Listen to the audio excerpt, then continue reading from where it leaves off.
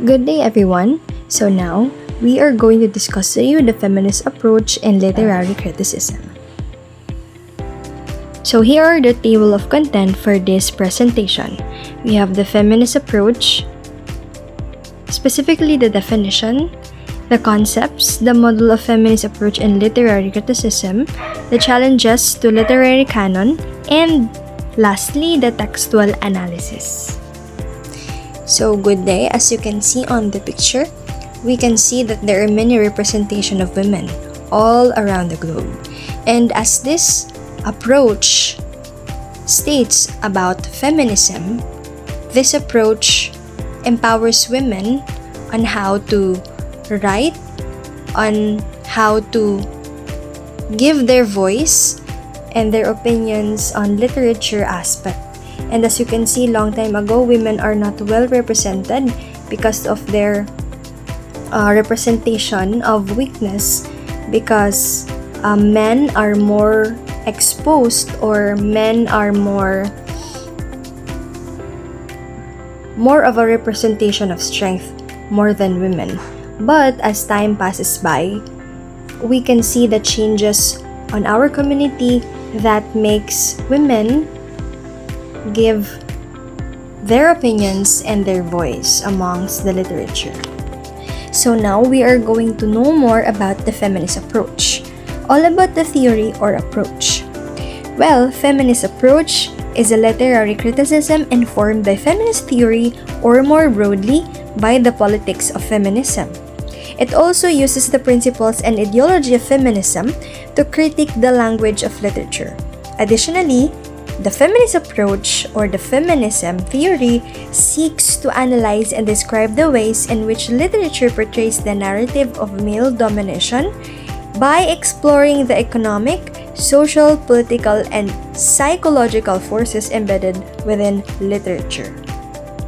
Well, looking through the lens of this approach, which is the feminism approach, we can say that even though men or the male dominated the world before, but as we can see as time unfolds, that women also are strong in their own unique way, that we can also see the evolution of how women cope up with the challenges and obstacles of not just the literature aspect, but also in every aspect. They can also cope up on what men can do, women can also do. Furthermore, specific goals of feminist criticism include the development and discovery of female tradition of writing and a rediscovering of old texts, while also interpreting symbolism of women's writing so that it will not be lost or ignored by the male point of view, and resisting sexism inherent in the majority of mainstream literature. And it also analyzes women writers and their writings from a female perspective, and increases awareness of the sexual politics of language and style were developed by Lisa Tuttle in the 1980s and have since been adopted by a majority of feminist critics. Through this theory, we can witness and discover the more artistic and stylistic side of women through the application in their literature piece that makes them unique from the male domination or the male perspective. It advocates a critique of male-dominated language and performs resistant readings of literary texts or histories. Based on the premise that social systems are patriarchal, organized to privilege men, it seeks to trace how such power relationships in society are reflected, supported, or questioned by literary texts and expressions. One of the founders of this kind of approach was Virginia Woolf, who showed in her 1929 essay A Room of One's Own how women's material and intellectual deprivation were obstacles to authorship. Woolf illustrated her case with the abortive artistic aspiration of Shakespeare's fictitious sister Judith. As Ruth Robbins notes, this remark is important because it highlights the fact that the ideas about the male and female roles which any given society may have come to regard as natural are not really so, and that given that they are not naturally, they may even be changed. All three texts provided ammunition for the women's liberation movement of the 1960s and 1970s and are useful starting points for discussions of short stories that are women and the feminine as central concerns. The next topic that I will be discussing is all about the concepts of feminist approach. So the core concepts in feminist theory are sex, gender, race, discrimination, equality, difference, and choice. There are systems and structures in place that work against individuals based on these qualities and against equality and equity. So research in critical paradigms requires the belief that through the exploration of these existing conditions in the current social order, truths can be revealed. More important, however, this exploration can simultaneously build awareness of oppressive systems and create spaces for diverse voices to speak for themselves by Egbert and Sandin 2019. So, the importance of exposing and understanding the oppressive structures within these social systems, according to this perspective, uncovering these embedded inequalities is not solely about revealing uncomfortable truths, but it is also a transformative act in the concept of sex race. So, the sex race in intersection of sex and race in feminism has been a significant topic that highlights how different access of identity shape the women's experiences. Traditionally, the early forms of feminism, often led by middle and upper class white women, primarily focus on issues such as voting rights, property rights, and workplace equality. Let's say, for example, black women may face stereotypes that are rooted in both gender and race, which white women or black men may not experience. So an intersectional approach in feminism seeks to address these compounded forms of discrimination. Race and the feminist movements, including the Feminism Black women and the other women of color who felt that mainstream feminism did not represent them. So, feminism centers on the experiences of Black women and emphasizes the importance of community and family in fighting oppression. So next, the discrimination gender. So the gender discrimination has been a central issue in feminist theory and activism, driving movements and inspiring various feminist approaches. As feminism has evolved, so too has its understanding of and response to gender discrimination, acknowledging not only the unique challenges faced by women, but also how intersecting identities impact gender experiences. Let's say, for example, in early feminism and gender discrimination.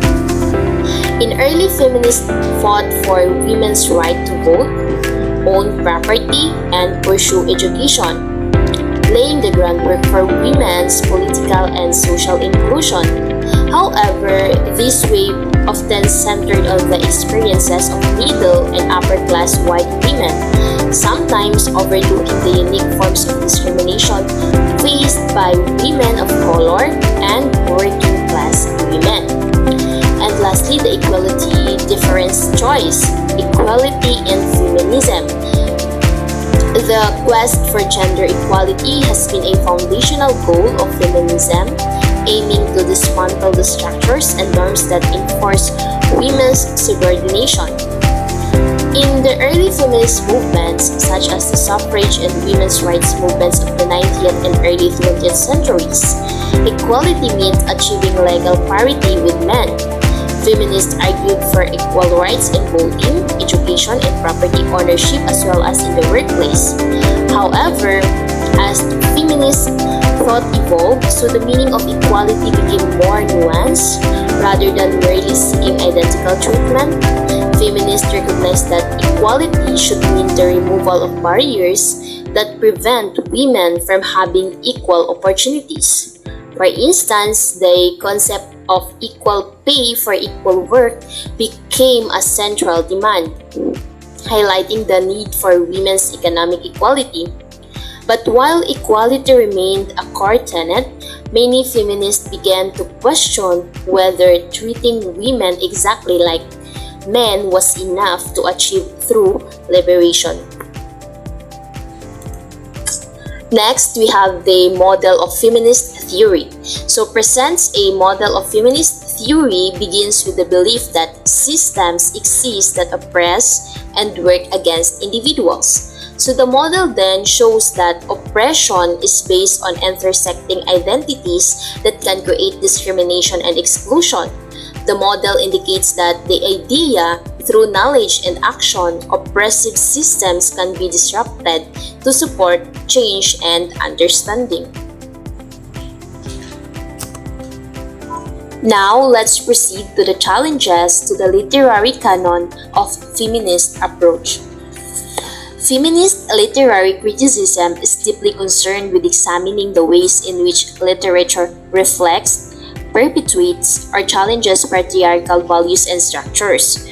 One of its key goals is to challenge and redefine the literary canon, which has historically been dominated by male writers, often marginalizing or outright excluding women's voices and experiences. So the literary canon, refers to a body of works deemed by scholars, critics, and educational institutions to be of the highest cultural and literary value. Historically, this canon has been shaped predominantly by male authors, often reflecting the perspectives, interests, and concerns of a patriarchal society. So the feminist criticism, therefore, works to expose the biases within this canon, showing how it privileges male perspectives and reinforces gendered norms that exclude or diminish the role of women in literature, history, and society. So by questioning the legitimacy of the traditional canon, feminist critics aim to create space for alternative narratives, those written by women, focusing on women's experiences and addressing issues of gender and power. Another challenge to the literary canon of the feminism approach is that, in this sense, feminist literary criticism takes a particular stand against what the academic community has considered to be the norm for what it considers to be literature.